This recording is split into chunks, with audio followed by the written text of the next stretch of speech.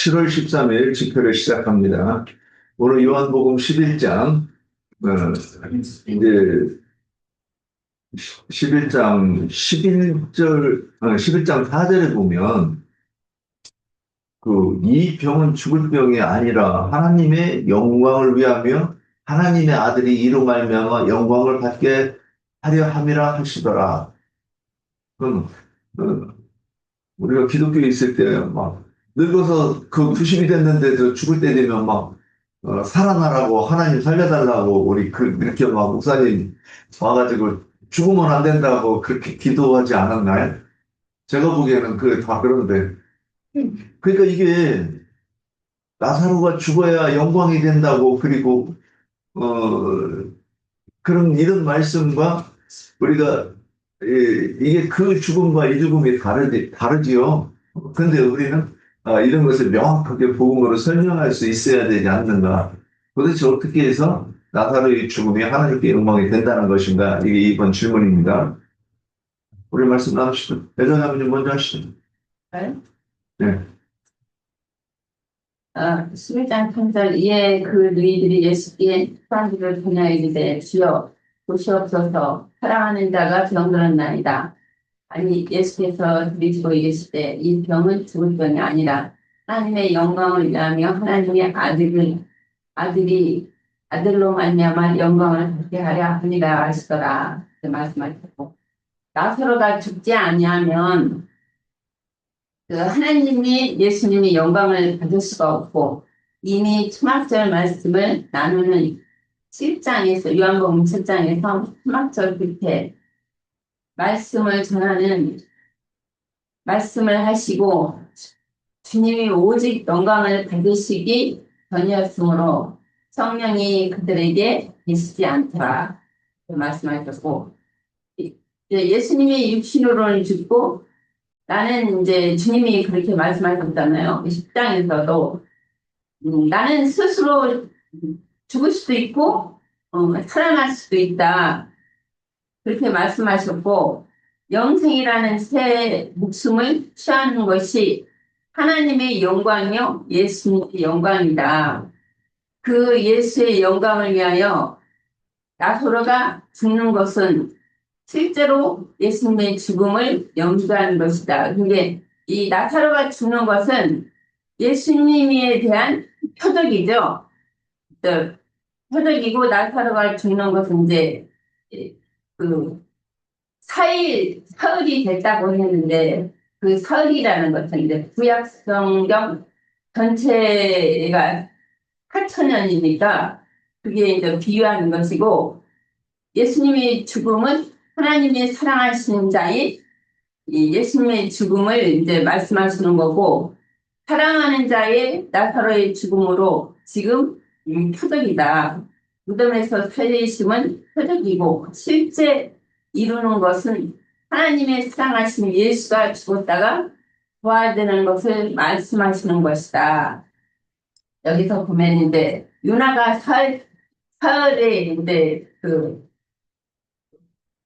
수월의 뱃속에서 있었던 것처럼 주님이 무덤에서 사흘 죽고 장사하고 부활 사흘 3일길을 말씀하시는 거고 요나가 이제 유나의 표적을 주님 예수님이 말씀을 많이 하셨잖아요.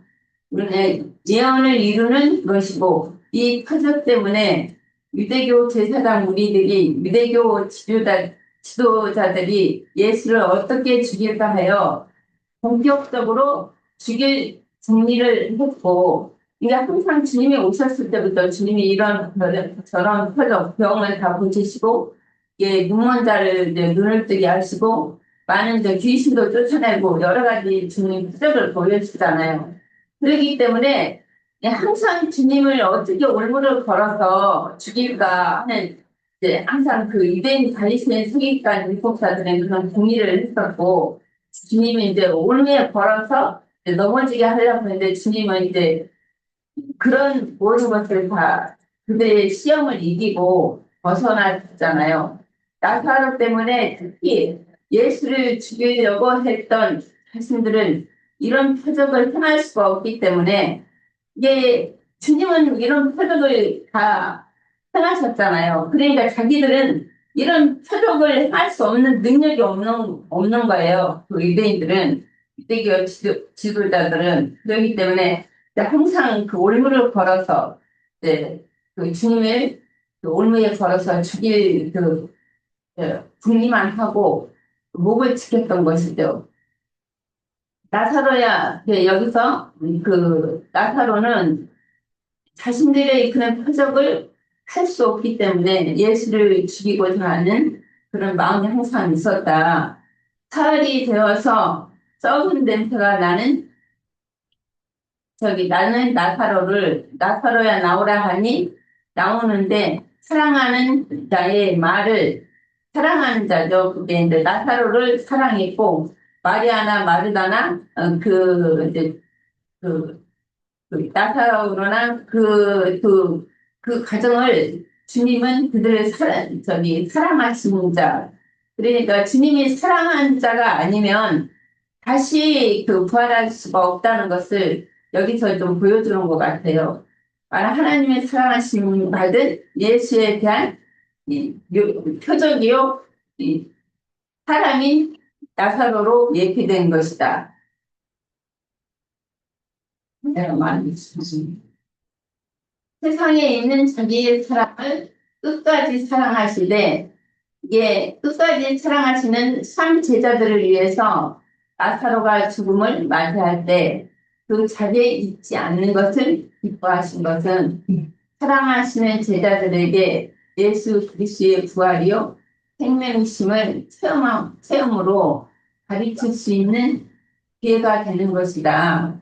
이제 주님은 이런 나사로가 죽고 이제 전사되고 이제 나흘 때 되면은 이제 시체가 다 썩었잖아요. 이게 냄새가 난다고 했는데 이제 마르다가 벌써 냄새가 나나이다 그랬거든. 그러니까 도저히 주님은 예, 살릴 수가 없는 마르다도 그런 말을 했잖아요. 예, 주님은 나를 믿으면 이제 세상 끝에 자기 이제 오라버니가 살아날 수 있다, 부활할 수 있다, 그렇게 말이라는 말을 했는데 주님은 그래, 나를 믿으면 나는 부활이요 생명이니 나를 믿는 자는 영원히 죽지 아니하리라. 그것은 이제 말하는 그 육신의 생명을 말하는 거고 이제 주님은 여기서 말씀하시기를 나를 믿으면 나는 부활이요 생명이니 영원히 죽지 아니하리라. 그렇게 말씀하신 것은 이제 우리 그 믿는 자들이 영혼을 말씀하시는 거잖아요. 그 복음서에도 어디 보면은 이 죽은 자는 죽은 자로 장사하고 너는 나를 따르라 한 것처럼 이게 죽은 자라는 것은 하나님이 보시는 것은 생명이 없고 하나님의 생명이 없고 이제 말하면 육신적으로 그냥 율법적으로 믿는 자들은 다 죽은 자로 보는 것이잖아요. 그들은 이제 기독교에서는 이런 영적인 것을 아직도 모를 거예요. 깨닫지 못하고. 그렇기 때문에 죽은 자라는 것은 육신의 몸이 죽은 것이 아니라 영혼이 죽은 것을 이제 죽은 자라고 성경이 그런 말씀하시고 보시잖아요. 이제 여기서 보면 신약에서 나사로라는 이름은 구약 성경에 그 히브리어로 나오는데 엘르아자르라고 하나님의 도우심이라는 이름을 응역으로써 역시 하나님의 도우시는 분이라는 뜻이며 누가복음 16장에서 나오는데 거기는 마리아는 여기 마리아하고 다르다. 시간이 없으니까 그냥 넘어가고요. 거기서 누가복음 16장에서 보면은 부자와 거진 나사로가 나오잖아요. 나사로의 뒤에도 나오는 주님의 세상에 있는 자기 사람들을 사랑하시되 그들은 대표성을 말한 사랑하는 제자들을 말씀하시고 또 끝까지 이제 주님을 믿는 자들, 주님의 음성을 따르는 자들을 이제 사랑하시는데 그들은 이제 여기서는 이 대표성을 말하는 것이고 그들은 그 대표성을 말하는 것이다. 요한복음 11장에서 기록된 나사로의 부활 기사를 이해하려면 우선은 창세기에서 아담의 선악을 알게 하는 나무 실과를 따먹고 영적으로 죽었으나 육신적인 몸은 그 후로는 아담이 930년을 살았잖아요. 성경에서부터 성경에서부터 생명과 사망이라는 의미와 죽은 자의 부활이 실현되는 시기를 살펴보아야 된다. 첫 아담이 구속사의 모든 사람들을 대표하듯이 나사로는 죽은 자의 가운데서 부활하여 영생에 들어간 모든 신약 병민의 사람들을 그리스도인들을 대표하며 첫사람 아담은 육신대로 살았으나 영으로는 죽은 자였고 나사로는 육신대로는 죽은 자였으나 영적으로는 살아있는 중이며 다만 주 안에서 자는 자로서 예수의 부활 때에 함께 부활하여 영광성에 들어갈 자들을 대표하는 것이다. 나사로는 앞으로 지금은 잠들어 있으나 우리가 믿다가 이 육신의 몸이 죽으면 낙원으로 가잖아요. 일단은 낙원으로 가서 거기서 잠들고 있다가 이 나사로는 잠들고 있다가 주님이 부활하셨을 때 다시 구약 백성들은 믿는 자들은 다시 예수님 부활했을 때 같이 함께 부활을 하는 것이잖아요. 나사로가 죽은 뒤 나흘이 되어야만 네게부 지역에 팔라임 근처에 아이논 무슬림이라는 뜻이죠. 거기에 거하는 주님이 예루살렘의 근처 감람산 기슭에 계단에 오시는 것은 선악을 알게 하는 나무의 실과로 상징되는 모세의 율법 말씀으로 세뇌당한 자기 백성들에게 찾아오셔서 시체로 무덤에 누워있는 율법 종교인들을 무덤에 누워있는 마른 뼈들이 생기를 불어넣어 영원한 새 생명을 메시아의 그 사역을 말하는 것이다.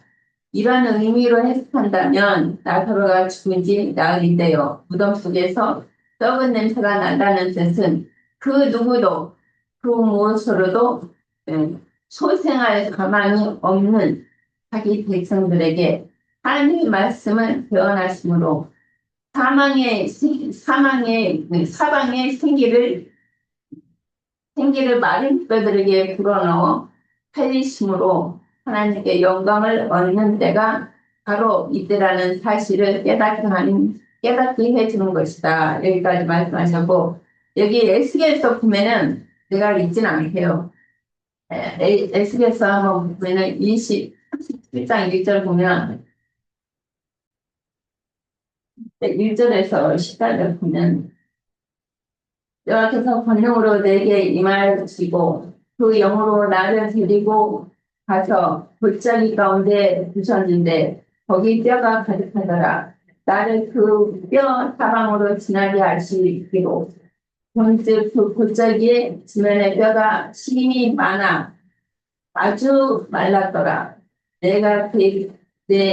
그가 내게 이르시되 인자야 이 뼈들을 능히 살 수 있겠느냐 하시기로 내가 대답하되 주 여호와여 주께서 아시나이다.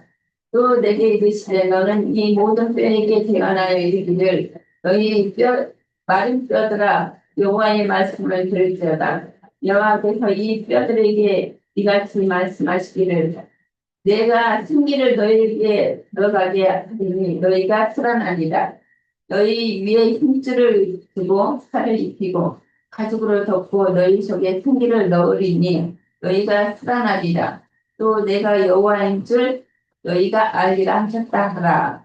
예, 내가 명령을 따라 배어날 때에 소리가 나서 움직이면 이뼈 저뼈가 둘이 맞아 뼈들이 서로 연결되더라. 또 내가 보니 이 뼈에 힘줄이 생기고 살이 오르며 그 위에 가죽이 덮으나 그 속에 생기가 없더라. 또 또 내게 이르시되 이제 너는 생기를 향하여 변하라.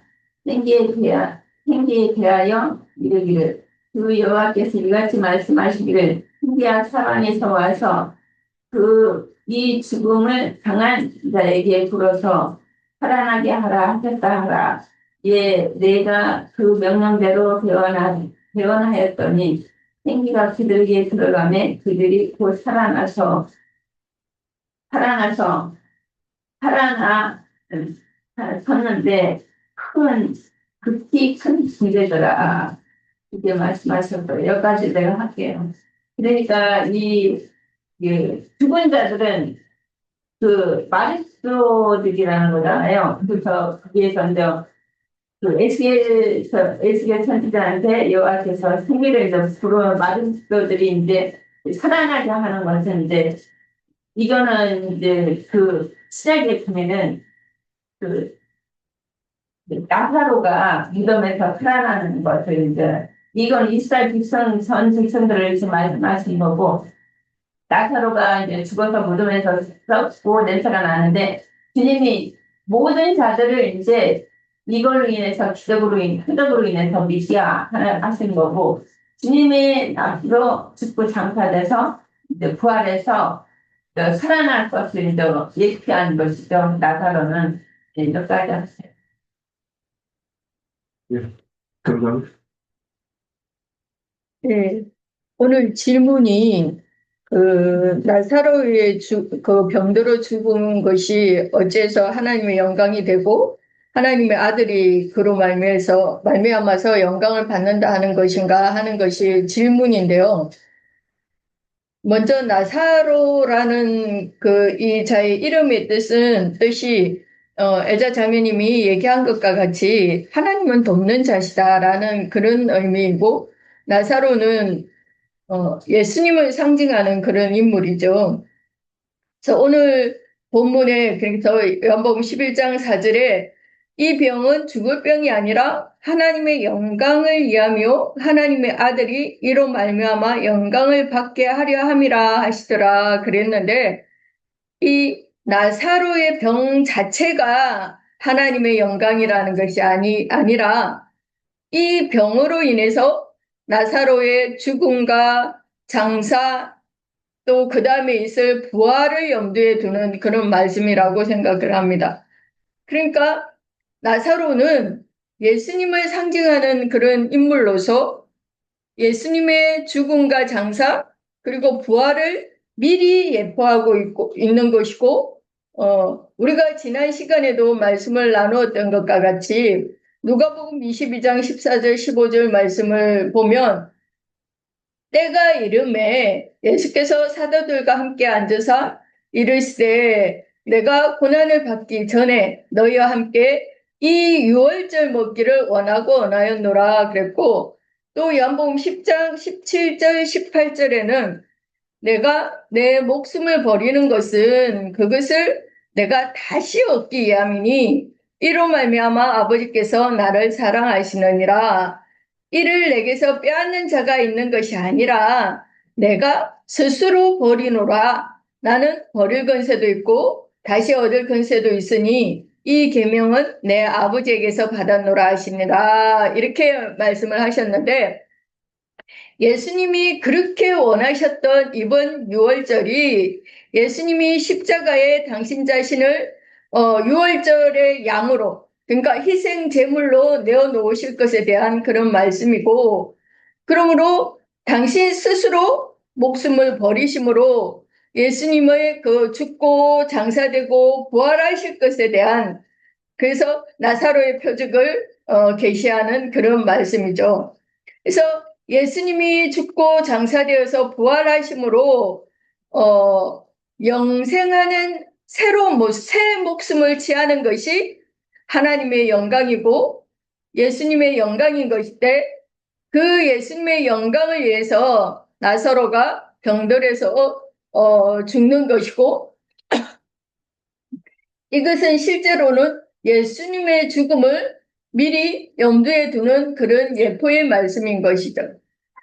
그런데 이 나사로를 죽은 지가 사흘이나 돼가지고 썩은 냄새가 나는데 무덤에서 불러내는 나사로의 그 부활은 예수님이 부활하실 것에 대한 표적인 것이고 나사로가 부활하여서 새로운 생명을 얻게 되는 것이 하나님의 영광이 되는 것이고 하나님의 아들이 이로 말미암아서 영광을 받는다.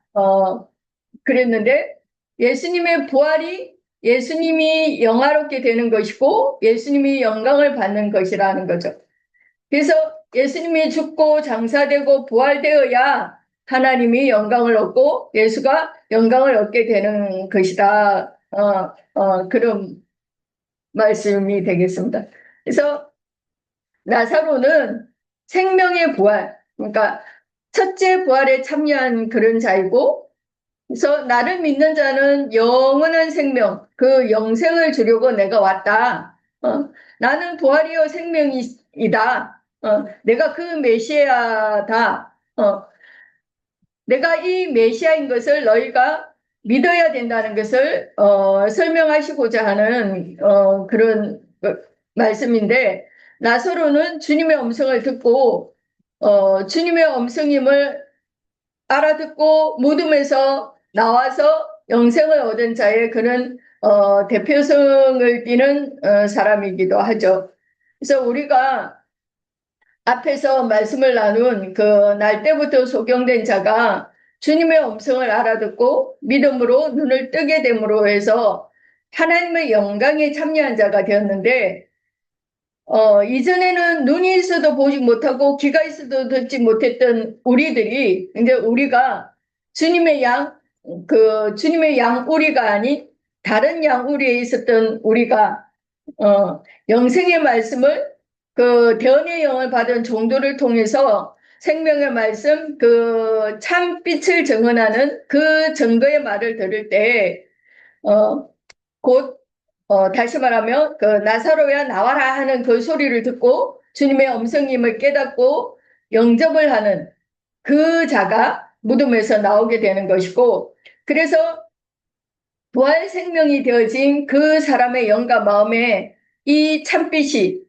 생명이 그러니까 예수님의 그 새 생명이 가득하게 되고 하나님의 은혜와 진리로 그렇게 충만하게 되어지면 이 사람이 또 대언의 영으로서 또 다른 영혼들을 이 생명의 말씀 앞으로 하나님의 영광 앞으로 인도하게 되는 이것이 예수 그리스도의 영광에 참여하는 것이고 그리스도께서 영광을 받으시는 것이 된다 이렇게 생각합니다.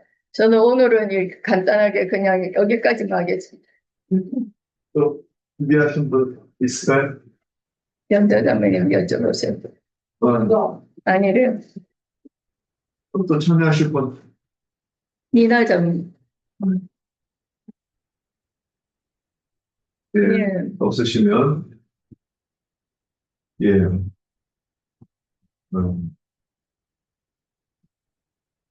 나사로가 죽는 것이 하나님께 영광이고 예수님께서 아들의 영광을 받으신다 이렇게 말씀하셨는데 이 하여튼 우리는 이거를 복음으로 제시해서 이게 그런 뜻이구나 하고 이게 이제 잘 설명해야 되겠죠. 나사로가 병이 들었다. 그러니까 이 예수님께서 예수님께 사람을 보내가지고 보시옵소서 사랑하는 자가 병들었나이다. 웬만큼 그 뭐 감기 걸리고 그랬으면 얘기 안 했겠죠. 그래, 뭐 나오면 되지. 근데 심상치가 않아요. 그 죽을 것 같아. 그래서 사랑하시는 자가 병들었나이다. 이 얘기는 이제 돌려서 얘기하면 그 죽을 것 같아요. 빨리 와서 좀 살려주세요. 그 얘기였잖아요. 근데 지금 이것은 그 표상으로 나사로가 죽었다 살아나는 것이지만 실제로는 이 속에 감춰진 하나님의 의도가 있는 거잖아요. 오늘 이 말씀을 통해서 오고 오는 모든 세대가 하나님의 음성을 들어야 된다 이거죠. 그러면 먼저 죽는다는 거에 대해서 우리도 종교 측에 있다가 거기서 어떤 음성을 들었든지 간에 주님의 권고하심과 어떤 이 부르시는 음성이 있었을 거예요. 이 음성은 아브라함도 들었어요. 예, 갈대아 우르에 있을 때 하나님께서 아브라함을 부르셨죠. 내가 네게 지시하는 땅으로 가면 내가 거기서 복을 주겠다. 이런 하나님의 음성을 듣고 그가 나왔는데 지금 똑같은 얘기를 하는 거죠. 그러면 거기서 나오려고 그러면 거기서 나오려고 그러면 어, 나와야 되는 나올 수 있는 이유가 있어야 되죠. 한번 우리가 생각해 봅시다. 아브라함에게 내가 내게 지시하는 곳으로 가라 그랬을 때 그때가 언제예요? 지금으로부터 6천 년 전이에요. 그러니까 우리가 저기 책 같은 걸 읽어보면 사막에서 이렇게 상인들이 실크로드를 따라 여행을 하면 항상 부족이 출몰해요. 그래서 사도 바울도 강도의 위협, 뭐 짐승의 위협, 뭐 이 강의 위협, 뭐 이런 거를 얘기를 했는데 만나면 어떻게 돼요? 재수 좋으면 물건만 뺏기고 재수 없으면 목숨까지 다 뺏기는 거예요.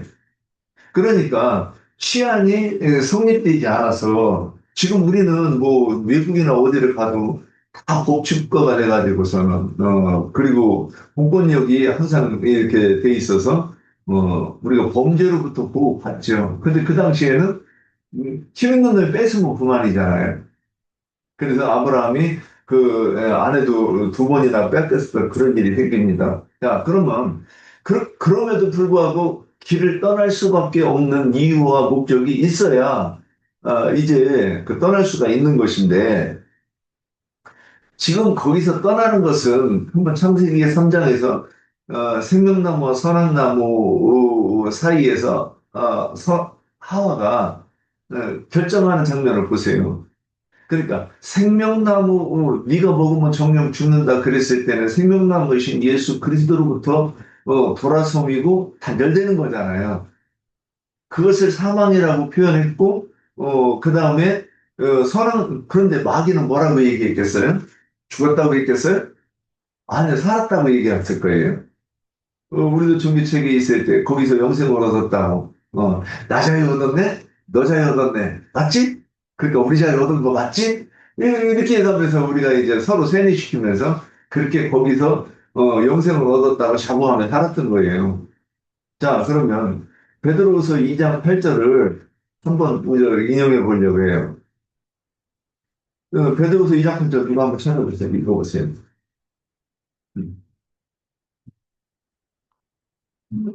그랬죠. 예. 이는 이 의인이 그들 중에 거하여 날마다 저 불법한 행실을 하고 그러므로 그 의로운 신분이 상하리라. 예. 주께서 이장 팔절 아니에요? 네, 맞는데. 2장. 2장 8절. 이장 팔절이요. 거기 맞아요. 잘. 맞아요. 잘 읽으셨어요. 아니 틀린데 맞아 이장 팔절. 제가 그 말씀 찾으려고 한 거 맞아요. 자, 그러면, 베드로 후서 2장 8절. 자, 우리는 이 구절을 읽으면서 롯이 어떻게 생각을 했어요? 베드로가 이 의인이 그들 중에 거하여 날마다 저 불법한 행실을 보고 그러므로 그 의로운 심령이 상했다 그러니까 롯이 의인이라고 돼 있잖아요. 그런데 이 말씀이, 그런데 그 이후 보면은 이상하단 말이죠. 자, 그런데 여기서 왜 이 말씀을 하려고 하느냐면, 우리도 예전에 종교책에 있을 때 오래 신앙생활하면 보지 않아야 될 것들이 보이잖아요. 그죠? 목사님들이 너무 인간적이든가, 돈을 너무 사랑한다든가, 교회가 돈귀신 되려나, 혹은 나 돈만 내려간다든가, 처음에는 그거 모르고 너무 기쁘고 좋았는데, 시간이 지나면서 이런 것들이 자꾸 보여요. 그리고 나 스스로도 뭔가 이 말씀대로 하려고 하는데, 말씀대로 안 되는 것으로 인해서 오는 어떤 뭐라고 할까, 불편함. 그런 것들이 있음에도 불구하고, 거기가 진리의 공동체라고 생각하고 못 나오는 거죠. 그래서 그 요한복음 10장, 이제 그 롯이 그 소돔성의 그 사람들의 불법한 행실을 보았으면, 아, 여기가 진리의 공동체가 아니라고 생각하고 나와야 되는 거잖아요. 그런데 안 나오는 건 뭐냐면, 저는 이 부분을 죽음과 이렇게 연결하려고 생각하는 거예요. 창세기 3장에서 나오는 선악 나무 열매를 따먹는 것이 하나님으로부터의 단절이고 죽음을 예표한다고 하면 여기서 나사로의 죽음도 이렇게 이해해야 되지 않는가 이렇게 생각을 하는 거예요. 그래서 요한복음 10장 1절 6절에서 보면 그 어떤 우리가 있는데 여기가 이제 세상 종교체계죠. 거기가 거기에서 왔어.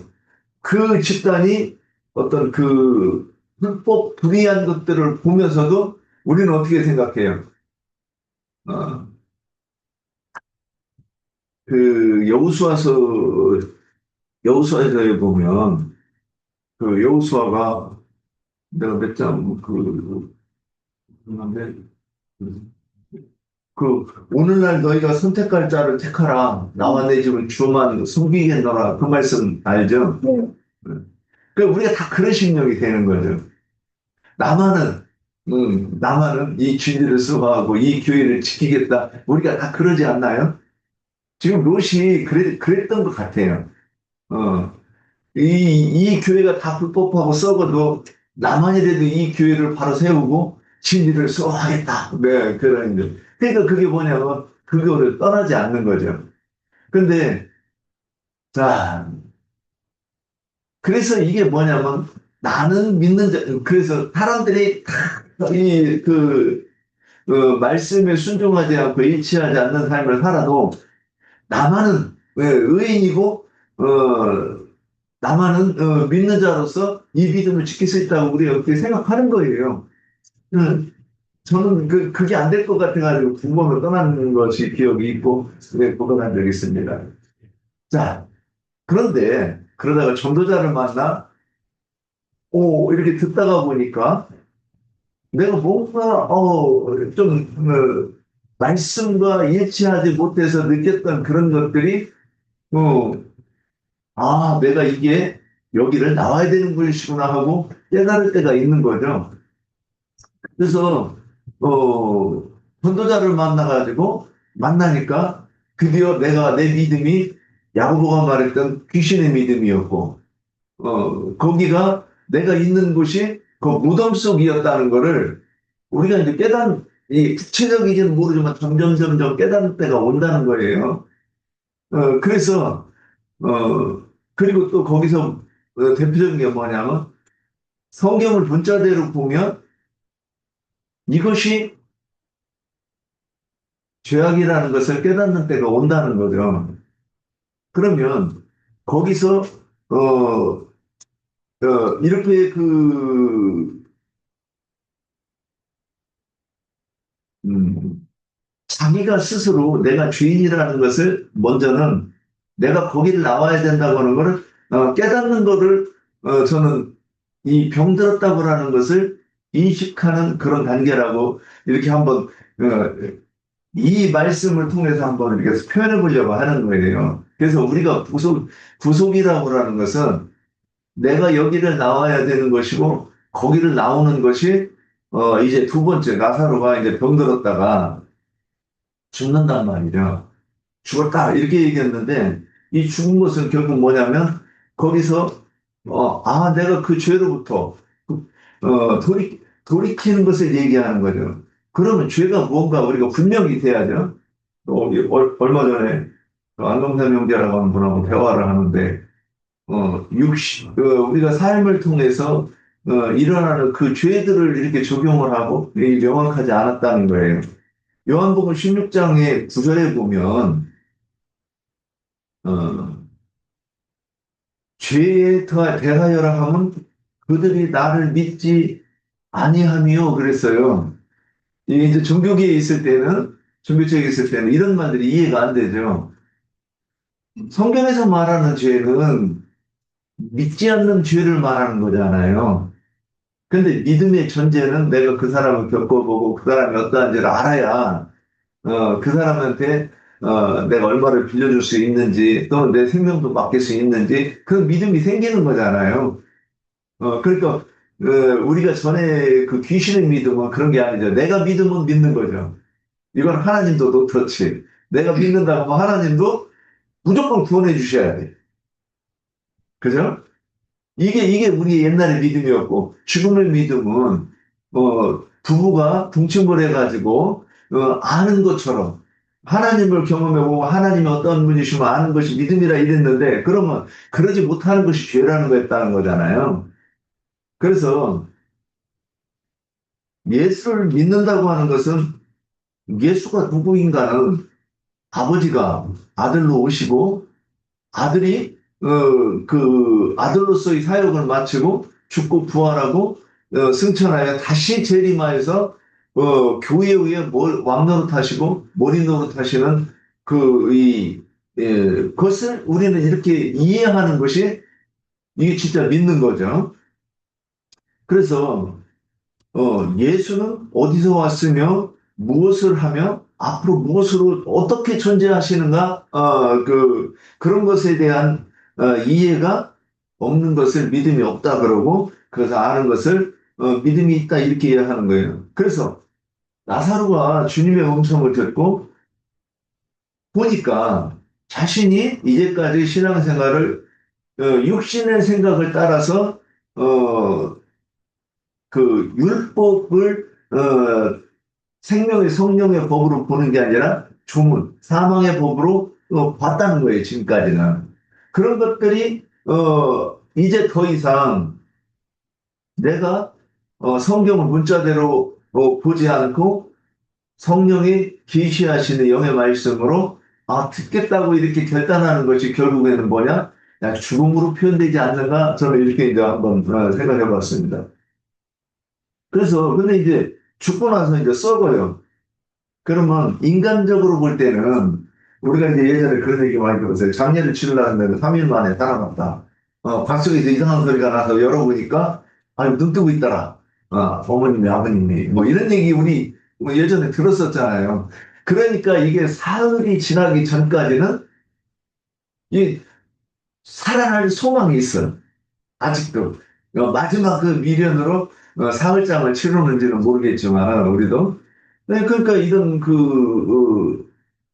거기서 살아남은 뭐라 그래요? 죽은 줄 알았는데 살았다 그러는 거잖아요. 그 부활이 아니죠. 그런데 진짜 콧구멍에서 부르기가 나오고 시체에서 썩은 냄새가 나면 이제 완전히 소망이 끊어진 거죠. 맞죠? 더 이상 이제 그거는 살아날 가망이 없는 거예요. 그런데 나사로는 썩는 냄새가 났대요. 그러면, 도대체 성경에서는 이 썩는 냄새 나는 거를 뭘 표현하려고 하느냐. 자, 하나님은 뭘 말씀하려고 이렇게 말씀하셨을까? 쓸 때는, 성경이 이렇게 기록됐을 때는 분명히 뭔가 계시하고자 하시는 게 있어서 그러지 않았는가 이런 생각을 해봅니다. 그래서 나사로가 주님의 음성을 듣고 요한복음 10장 1절에서 6절처럼 거기서 나왔어요. 나왔는데 그것도 전도자의 전도를 통해 나왔겠죠. 그런데 거기서는 뭐 그 교회를 나오는 방법도 여러 가지가 있죠. 교회가 문제가 있어서 누군가한테 너무 삐져가지고 또는 자기 자신이 이곳에서는 뭔가 변화될 자신이 없어요. 이렇게 나올 수도 있어요. 그런데 요한복음 10장 1절에서 6절에서는 뭐라고 했느냐? 전도의 말씀을 듣고 나오는 거예요. 근데 나왔는데 갈라디아서 2장 19절 20절에 보면 내가 율법으로 말미암아 율법에 대하여 죽었나니 그러면 이 나사로의 죽음이 지금 이 말씀으로 이런 말씀으로 이렇게 연결해서 해석이 돼야 되지 않는가 이걸 생각을 해보는 거예요. 그래서 율법에 대해서 죽은 건 왜? 하나님에 대해 살려 함이라. 10장에서 예수님께서 내가 목숨을 버리고 버리는 것은 뭐 때문에? 다시 생명을 얻기 위해서 이렇게 표현이 되어 있단 말이에요. 그러니까 똑같은 얘기를 하고 있는 거예요. 그런데 그러면 나사로가 죽은 다음에 썩는 냄새가 났다 그랬는데 너희는 세상에서 그리스도의 편지요 그게 되게 향기라 그랬어요. 그래서 우리가 진리를 선포하면 심지어는 그 사람이 거룩한 향기를 느낄 수 있지요. 그래서, 그런데 여기서는 썩는 냄새가 난다 그랬을 때는 이게, 어, 지금 나사로 본인이 이 경험하는 그 사건이라고 저는 이렇게, 그려졌어요. 그러면 이게 뭐냐. 저도 이 진리 공동체에 와서 진리를 공급받다가 보니까 그러니까 인간의 입체적으로 뭐 내가 이 삶을 살면서 실수 많이 하죠. 그런데 그런 것들은 저는 좀 뻔뻔해서 그런지 그렇게 막 얼굴이 붉어지고 막 이러지는 않아요. 그런데 내가 예수를 믿는다고 하면서 그곳에서 있었던 일들로 인해서는 정말 얼굴이 붉어지고 부끄럽고 그런 것들은 내가 인생에 있어서 지금 와서 이렇게 고백을 하자고 하면 정말로 제일 부끄러웠던 거는 내가 예수를 믿는다고 하면서 내가 말했던 것, 내가 행동했던 것들이라고 이렇게 느껴지는 거예요. 그럼 무엇을 말했길래 입만 열으면 불법을 얘기했잖아요. 그래서 그리스도를 대적하는 말들을 했고 그 예를 들어 봅시다. 제가 침례기에 대해서 자부심을 가지고 있었는데 그게 당을 짓는 거잖아요. 그게 당을 짓는 거예요. 내가 이제 무슨 교파 그리고 이게 적통이다 그러면 당을 짓고 그리고 만약에 주님이 다시 오셔가지고 야 그거 틀렸어 그러면 내가 침례를 부정해 그러면 그 하나님이 알게 되는 거죠 나한테는. 그러니까 이런 것들로부터 돌아서고 그런 것들을 부끄러움을 느끼는 것을 아 부끄럽고 수치스럽고 그래서 내가 다시는 이것을 하지 않겠다 이것이 뭐냐면 이런 것이 이 사람에게는 자신이 이 죽어서 썩는 단계까지 가는 그런 설명이 되지 않을까 좀 이렇게 한번 생각을 해봤습니다. 자, 그런데 그러면 죽은 자의 부활이 오늘 이제 제목 결론인데 죽은 자의 그 나사로가 죽고 죽는 것이 하나님의 영광이다 그랬어요. 그래서 이 한 번 죽는 것은 사람에게 정하신 것이죠. 사람이 되려고라면 짐승이 한번 죽어가지고 저는 이렇게 이해가 되는 부분이 있었어요. 사람이 그러니까 왜 짐승은 안 죽어도 되나? 짐승과 사람도 결국 일반으로 죽으면 맞아요. 그런데 한 번 죽는 건 사람에게 정하신 것이다 그랬을 때 사람이 되려고라면 그래서 창세기 1장에서 보면 짐승과 사람을 지었다 그랬을 때 짐승과 대비해 사람은 하나님의 형상을 얘기하는 거예요. 하나님의 형상을 이루려고 하면 육신을 벗어야 되는 것에 대해서 말씀하신 아닌가. 그러면 나사로가 그 육신을 벗고 부활해서 하나님의 형상을 이룬다고 하는 것은 창세기 1장에서도 그렇고 요한복음 1장에서도 말씀하신 하나님의 뜻, 하나님의 계획이 이루어지는 것 아니겠는가? 그러면 오늘 마르다한테 요한복음 11장 40절에 내 말이 내가 믿으면 하나님의 영광을 보리라 하지 아니하였느냐 그랬어요. 믿으면 하나님의 영광을 보는 거죠. 요한복음 7장, 1장 12절에 영접하는 자, 그 이름을 믿는 자들에게는 하나님의 자녀가 되는 권세를 줬으니 이는 혈통과 육정으로 말미암는 것이 아닌 오직 하나님께 나는 자들이니라 그래놓고 그 다음 뭐라고 되어 있어요? 말씀이 육신이 되어 우리 가운데 거하심에 우리가 그 영광을 보니 그랬어요. 예수님이 성경의 표현대로 보면 예수님이 흠모할 만한 분이 아니라고 그랬으니까 키도 작고 뭐 얼굴도 그렇게 탁월하게 미남이 아니고 또는 학문적으로 또 뭔가 특출나게 뛰어난 그러니까 내세울 만한 학벌이 없는 그런 분이 아니었겠느냐 그런 거죠. 그래서 누구의 아들 그러는데 다윗의 아들 그러면 왕자잖아요. 근데 요셉의 아들 그러면 뭐예요? 목수의 아들. 그러니까 예루살렘에 있는 서기관과 바리새인들처럼 내세울 만한 어떤 배경이 없는 그러신 분이시라는 말이죠. 그럼에도 불구하고 요한이 말하는 거는 말씀이 육신이 되어 우리 가운데 거하시는데 우리가 그 영광을 보니 아버지의 독생자의 영광이라 그랬어요. 그러면 예수님이 가르치시는 그 교훈들을 통해서 아버지의 영광, 곧 진리를 우리가 깨닫고 깨달았다 지금 이렇게 표현이 되는 거잖아요.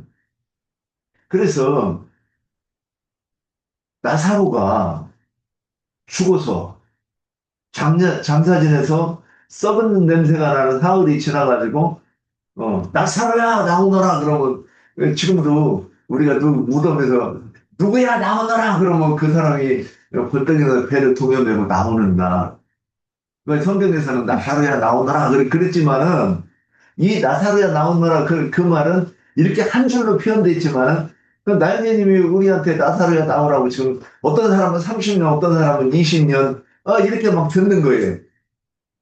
나오너라 그 한 줄 속에는 이렇게 오랜 시간 동안 그 전도자의 전도의 말씀, 성령의 말하게 하심을 따라 말하는 그 이 예수의 형상에 대해서 증거하는 그 말씀을 듣는 것이 한 줄로 말해서 나사로야 나오너라 이렇게 됐던 것이 아니냐. 그래서 나사로가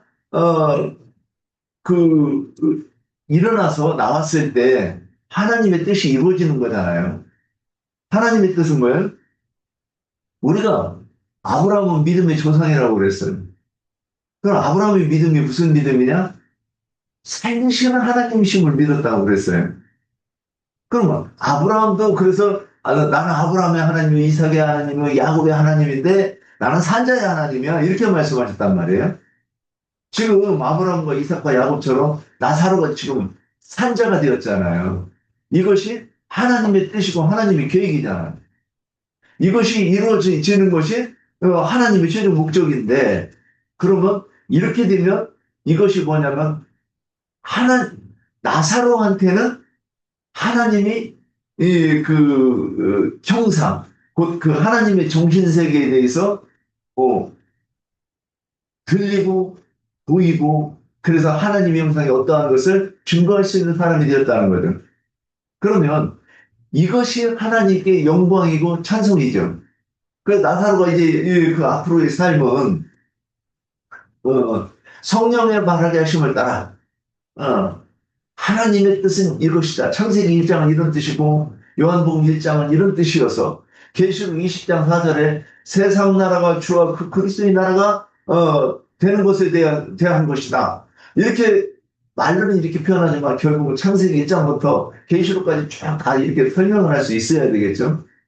그럼 이렇게 설명하면서 증거할 때 그럼 하나님이 그 증거를 들으면 그것보다 더 아름다운 찬송이 어디 있고, 그것보다 더 아름다운 영광 돌리는 것이 어디 있겠느냐는. 계시록 어딘가 제가 오늘 말씀을 찾다 못 찾았는데, 머리에 쓴 면류관을 벗어서 하나님 앞에 드리며, 영광과 찬송을 돌렸다. 이런 표현이 나와요. 그런데 우리가 이 땅에서, 예수는 그래서 사도행전을 보면 뭐라고 되냐? 예수는 그리스도라 가르쳤다 그랬어요. 그러면 예수가 그리스도라 그 얘기는 뭐냐면 예수님이 성령이시다, 부영이시다. 그리고 크신 하나님, 참 하나님 이런 표현들을 신약성경에 표현되어 있어요. 이렇게 전하는 것이 성령의 말하게 하심을 따라 말하는 것이고, 증거하는 말씀인데, 이 말씀을 명확하게 밝게 증거를 하면, 하나님께서는 저쪽에 들으실 때 세상에 그것보다 아름다운 찬송은 없었다. 그래서 나사로의 죽음과 부활은 하나님께 영광이고, 아들이신 예수 그리스도께 영광이다. 이렇게 한번 정리를 해봤습니다. 예, 뭐 오늘 나눈 말씀 중에서 뭐, 그거 아니야. 또 나는 더 보태거나 하실 거 있을까요? 예, 없으시면 장로연대님의 분별의 말씀, 권면의 말씀 이렇게 들으면서 마치죠. 왜 다른 지체들도 참여하셔서 하시지 오늘은 비나자매도 참여를 안 해? 그 저기 이현자 자매님은 왜 참여를 뭔 일이 있으신가 보죠? 집안에 그 참여를 못 하셨구나. 음, 오늘 말씀에 그 빛과 어둠, 즉 낮과 밤, 그 창세기 1장에서 나오는 그 다음에 생명과 사망 이제 이런 것을 영적으로 말씀을 하기 위해서 나사로의 죽음과 부활에 관한 말씀으로 이렇게 말씀이 나왔는데 에, 나사로가 병들어 죽었다 그러니까 이건 죽을 병이 아니다 이렇게 말씀을 하셨어요. 그럼 죽을 병과 죽을 병이 아닌 병은 무엇을 의미하나 한번 생각을 해보면 오늘 말씀하고자 하는 내용을 여는 그 문이 열릴 거라고 생각이 됐어요. 주님이 말씀하시는 죽을 병이라는 것은 뭐 흔히 말하는 용서받지 못할 죄를 말하는 거예요. 나사로의 병은 죽을 병이 아니라 그랬으니까 당연히 용서받을 수 있는 음, 범죄를 저지른 상태. 에, 용서받을 수 없는 죄라는 건 이제 구범죄라고 그러고 용서받을 수 있는 죄는 오범죄라고 그러죠. 요한 1서에 이 설명이 아주 자세히 좀 길게 설명이 나왔죠. 그러면 죽을 병이라고 하는 것은 종교 지도자로서 사람의 교리를 마귀의 다른 교리를 받아들여서 세뇌당하면 그건 용서받을 수 없는 죄를 범한 것이고 죽을 병에 걸린 거죠. 병이라는 건 사람을 죽이는 거니까. 그런데 병에 걸려서도 치료를 받을 수 있는 병도 있다. 이제 그런 뜻인데 이것은 용서를 받을 수 있는 범법, 범죄라는 것이 있다. 이제 그 말이에요. 그런 기본 개념을 잘 정리를 해야 되겠고, 그러면 어둠에 갇혀 있는 죽은 자들, 이제 무덤 속에 갇혀 있는 죽은 자 나사로로 이제 대표가 되었는데, 어둠에 갇혀 있는 죽은 자들을 살려서 불러낸다라고 이제 오늘 말씀에는 표현이 그렇게 되어 있습니다. 죽음의 세계인 무덤, 어둠에 잡혀 있는 자를 뭐 나흘씩이나 이제 죽어서 썩은 냄새가 난다 그랬는데 모든 첫 아담에 속한 인류라는 것은 영적 생명력을 잃었기 때문에 그 마음이 썩으니까 부패한 마음에 따라서 냄새가 나는 모든 인간들이 인간 냄새 난다 그러는데 썩는 냄새가 다 나는 거죠. 그리스도의 향기를 낸다 말은 그러지만 그게 사실은 그가 입을 벌리거나 숨을 쉬어도 옆에 사람한테 썩은 냄새가 풍풍 나는 그런 경우죠. 이런 것을 다 상징한다. 그러니까 이것의 실제는 아까 누가 우리 김옥경 자매님이 나사로라는 그 이름의 뜻은 구약 성경에는 엘리에셀이라고 그러죠. 히브리어로는 발음을. 엘리에셀이라는 히브리어를 헬라어로 음력을 한 것이 나자로인 거예요. 나지르라고 그러죠.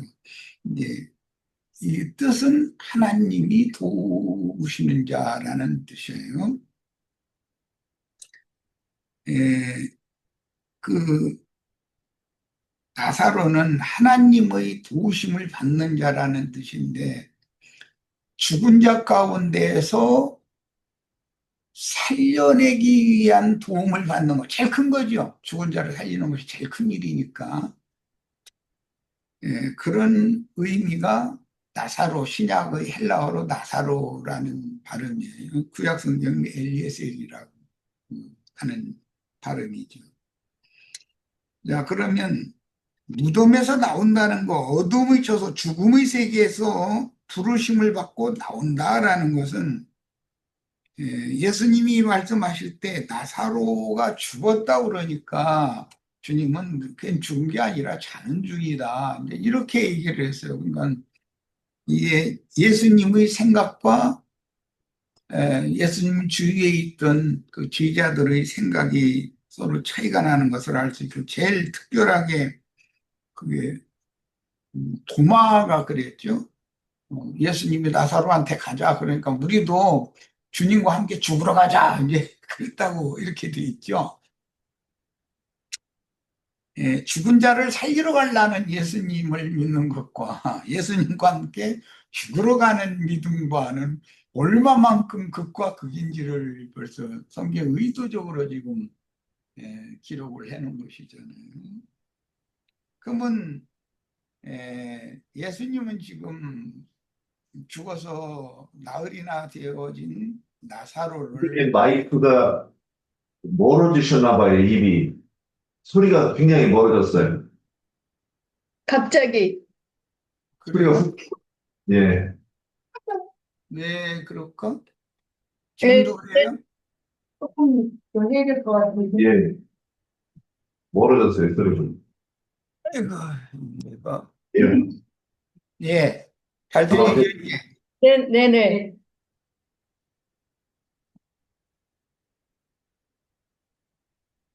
예, 우리가 다 첫 아담 안에서는 다 죽은 자였어요. 그래서 성경이 말하는 바는 그런데 주님께서 볼 때는 주님의 말씀 선포, 생명의 말씀 선포를 통해서 살릴 수 있는 사람들인 거예요. 그런데 카인의 길에 행하는 자들은 도저히 살릴 수 없는 자들이에요. 이제 그들은 정령 죽는다 그렇게 표현했는데 죽고 또 죽은 또 죽는다 이제 그런 말이죠.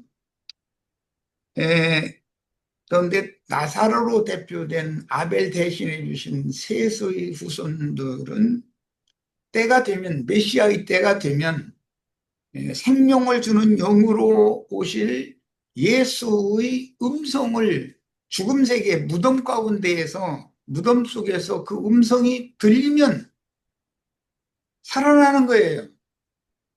이것이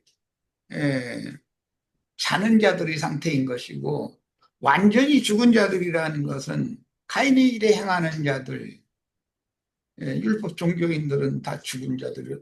살리려고 해도 살아나지를 않는 것은 그들이 용서받을 수 없는 범법자들이기 때문이에요. 용서받을 수 있는 범법자들은 이제 즉 말하면 살린다라는 용서를 해주시고 용서를 받을 수 있다 그 말이고 죽음 가운데에서 살아날 수 없다라는 것은 하나님의 아들의 음성이 생명의 말씀이 안 들리는 거예요.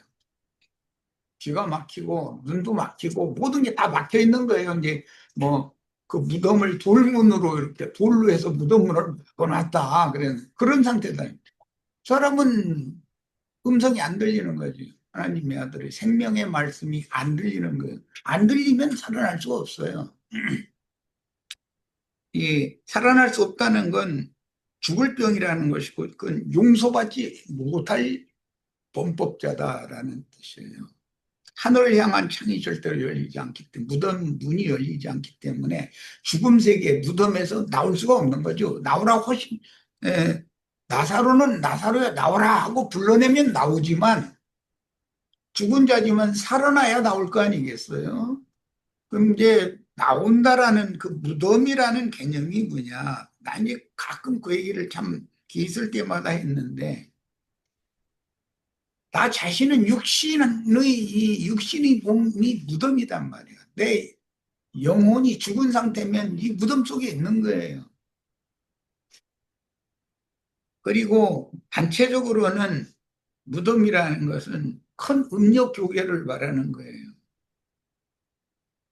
성경에 이제 우리 형제 자매님들은 시간을 내서 죽은 자 가운데에서 살아나는 이야기, 그 죽은 자들 가운데, 죽은 자 가운데라는 걸 한번 컴퓨터 그 입력창에다 한번 쳐놓으세요. 그 단어가 어마어마하게 그 구절이 죽은 자 가운데서 살리심을 받는 이 이야기가 오늘은 이제 나사로 이야기를 대표로 한 것이지만 죽은 자 가운데에서 대표적으로 살아나니는 예수님이에요. 예, 그 용어를 쭉 다 찾아보시면 개념을 이해할 수가 있어요. 성경이 말하는 요한복음 11장의 의미 말하고자 하는 개념을 이해할 수가 있어요. 예, 큰 성 바벨론이라고 하는 것이 단체적인 무덤이다. 죽음 세계. 유대교라고 하는 유대 종교 체제라고 하는 거는 공동묘지예요. 하모나 하문곡이라고 이렇게 표현이 되어 있어요. 공동묘지에서 죽은 자들의 세계라는 건 세상 나라 중에서도 배나 더 깊은 무덤이라는 표현이 나오는데 그것은 기독교계를 말하는 거기에서 나오는 사람은 죽은 자 가운데서 살리심을 받고 부름을 받아서 나오는 거예요. 출애굽을 한다는 건 부름받아 나온다는 뜻이에요. 그것은 애굽이라고 하는 것은 죽음의 세계다라는 거예요. 큰 성 바벨론이라고 하는 것은 어둠이 가득하고 사망의 권세, 사망이 충만한 세계다 이거예요. 거기에서 부름을 받아 나와야 돼요. 그 나온 자들은 영원한 빛과 생명의 세계라는 것은 신의 도성인 거룩한 성 세르살렘이고 새하늘과 새 땅의 하나님 나라예요.